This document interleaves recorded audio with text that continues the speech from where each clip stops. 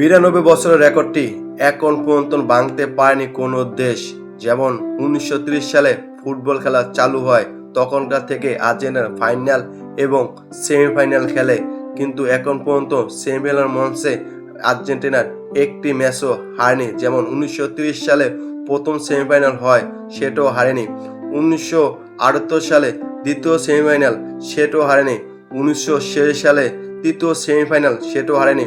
1990 সালে চতুর্থ সেমিফাইনাল, সেটাও হারেনি। 2014 সাল পঞ্চম সেমিফাইনাল, সেটাও হারেনি।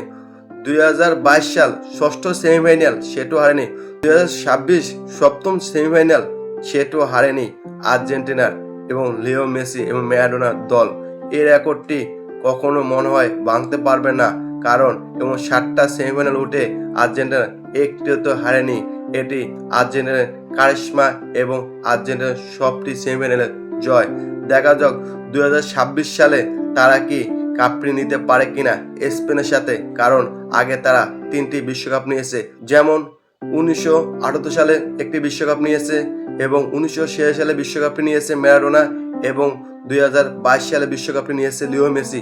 আবার লিও মেসি 2026 সালে সে বিশ্বকাপটি নেওয়ার মঞ্চে আছে, কারণ তারা কালকে ইংল্যান্ডকে হারিয়ে ফাইনালে চলে গেছে তাদের খেলা স্পেনের সাথে। দেখা যাক সে বিশ্বকাপটি পায়নি এবং বিশ্বকাপটা যদি লিও মেসি পায়, তাহলে সর্বকালে সেরা খেলোয়াড় হিসেবে চিহ্নিত হবে সারা বিশ্বের ভিতর। আমরা অনেক গর্বিত, কারণ আমরা এমন প্রজন্মে জন্ম হয়েছি লিও মেসির মতন একজন খেলোয়াড় পেয়েছি এবং তার স্কিল এবং পারফরমেন্স এবং অ্যাসেস এবং জাদু দেখতে পেরেছি এবং আমরা খুবই গর্বিত, কারণ তাদের মতন একজন ফুটবলার খেলোয়াড়দেরকে আমরা দেখতে পেরেছি।